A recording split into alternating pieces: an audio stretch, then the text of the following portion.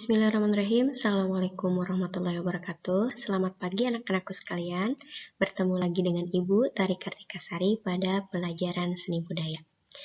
Baik, pada hari ini kita akan mempelajari materi tentang ruang, waktu, dan tenaga pada gerak tari. Ya, Ibu harap kalian mengikuti sampai akhir video pembelajaran ini. Baik, silahkan disimak baik-baik. Oke, yang pertama di sini kita ada peta kompetensi pembelajaran.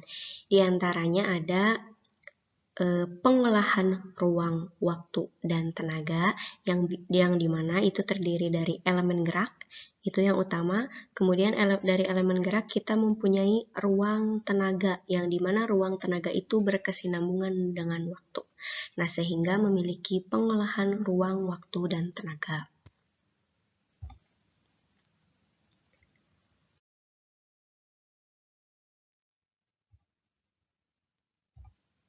Iya, kita mulai dari gerak, dari elemen gerak ya, kita mulai dari gerak. Gerak merupakan ciri utama dari kehidupan. Gerak yang dilakukan oleh makhluk hidup mengisi ruang dan waktu.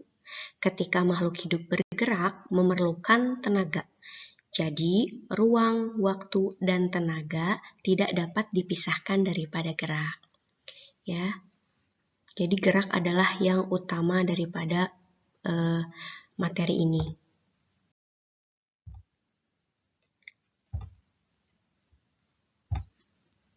Baik, kita amati gambar berikut ini dengan seksama.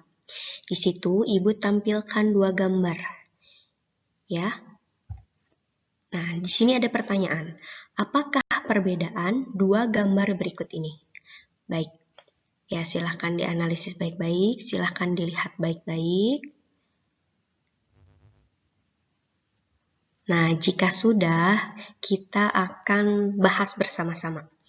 Baik, yang dari kalian lihat ada dua gambar di sini. Ya, jika kalian mungkin tahu ya, karena kita orang Jawa Barat, karena kita dominannya orang Jawa Barat, pasti mengetahui dua tarian ini. Yang pertama, yang di atas itu dinamakan dengan tari merak. Kemudian yang kedua, yang di bawah itu dinamakan dengan tari topeng.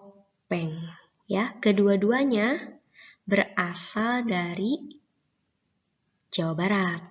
Ya, khusus untuk topeng lebih spesifik lagi itu berasal dari Cirebon.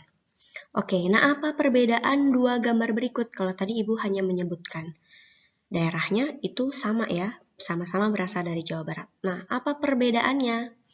Nah, tadi Ibu sudah sampaikan di paling awal bahwa yang pertama yang di atas dinamakan dengan tari merak. Kemudian yang kedua yang di bawah dinamakan dengan tari topeng. Itu jelas sudah dua tarian yang berbeda.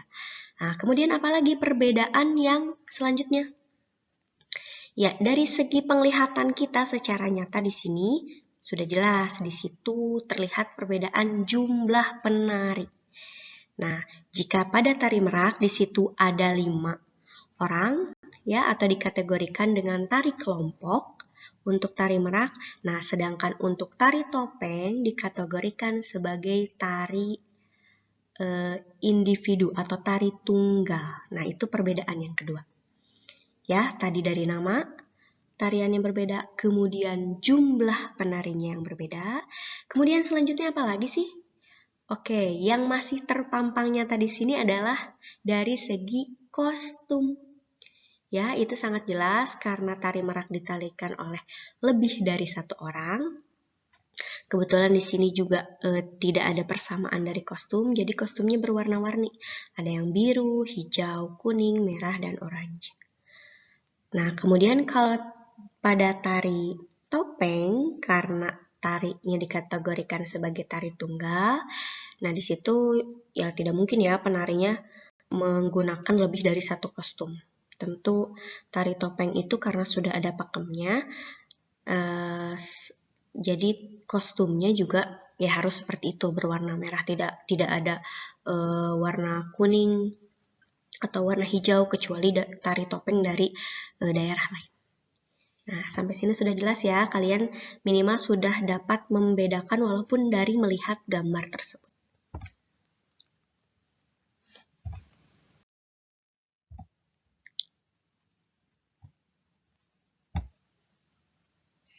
Ya, selanjutnya Ibu akan membahas mengenai pengertian elemen gerak tarik. Elemen gerak dasar tari adalah gerak. Jadi kalau ada pertanyaan tentang elemen gerak, apa sih elemen gerak tari itu? Itu adalah gerak. Jadi ketika tari tentu sangat tidak bisa dipisahkan dengan gerak. Karena kalau kalian tidak bergerak, tentu kalian tidak menari. Kemudian di dalam gerak mencakup apa? Ada ruang, waktu, dan tenaga. Ya, kita bahas yang pertama. Di sini ada ruang. Ruang adalah sesuatu yang mesti diisi oleh penari. Jika kamu melakukan gerak di tempat, berarti kamu sedang melakukan gerak pada ruang pribadi. Sedangkan, jika kamu bergerak berpindah tempat, maka kamu melakukan gerak di ruang umum. Jadi di sini ruang terdiri atas dua, ada ruang pribadi dan ruang umum. Ruang pribadi ketika kalian tidak melakukan pergerakan, jadi tariannya hanya di tempat seperti itu. Kalau ruang umum, kalian melakukan perpindahan ketika bergerak atau menari. Ya, jadi intinya ruang terdiri atas dua yang tadi sudah Ibu sampaikan. Yang pertama ada ruang pribadi dan ruang umum. Nah, kemudian yang kedua ada waktu. Waktu adalah elemen yang membentuk gerak tari selain unsur tenaga dan ruang yang tidak dapat dipisahkan antara satu dan lainnya, karena merupakan suatu struktur yang saling berhubungan. Setiap gerak yang dilakukan membutuhkan waktu, baik gerak estetis maupun gerak fungsional. Nah, apa yang dimaksud dengan gerak fungsional? Gerak fungsional di sini adalah gerak yang dilakukan sehari-hari, misalnya berjalan, berlari, kemudian kalian melompat, duduk, kemudian jongkok misalnya, atau misalnya dadah misalnya, atau bersalaman. Nah, itu kan melakukan gerak sehari-hari, itu dinamakan dengan gerak fungsional. Nah, yang kedua ada gerak estetis. Ya, gerak estetis adalah gerak yang memiliki keindahan. Contohnya pada gerak-gerak ketika menari. Kalau misalnya di tari merak ada gerakan terbang, kemudian gerakan yang melenggak-lenggokkan kepala atau melenggak-lenggokkan tangan, itu dinamakan dengan gerak estetis. Jadi ketika kalian bergerak, gerak itu memiliki keindahan. Oke, di dalam waktu ada perbedaan cepat dan lambat atau lambat. Gerak berhubungan dengan tempo. Nah, ini berhubungan dengan waktu. Tempo berhubungan dengan waktu. Ya, tempo merupakan cepat atau lambat gerak yang dilakukan. Gerak tari juga memiliki tempo.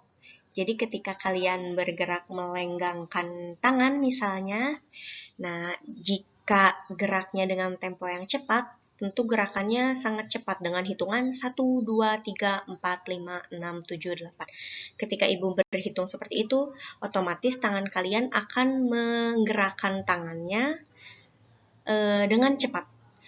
Kalau misalnya lambat, 1, 2, 3, 4, 5, 6, 7, 8.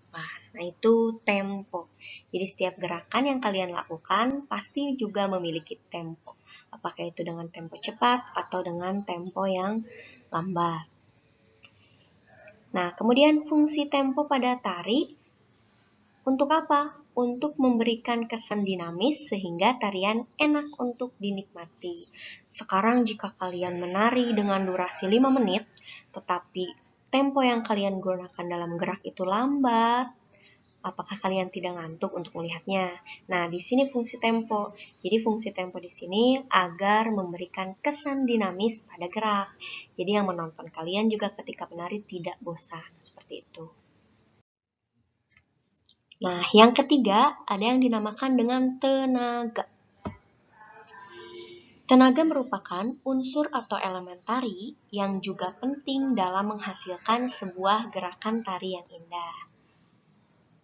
Nah, penggunaan tenaga dalam gerak tari meliputi intensitas gerak tari. Nah, intensitas ini berhubungan dengan bagaimana kuantitas gerakan tari. Ya, ada kualitas, ada kuantitas.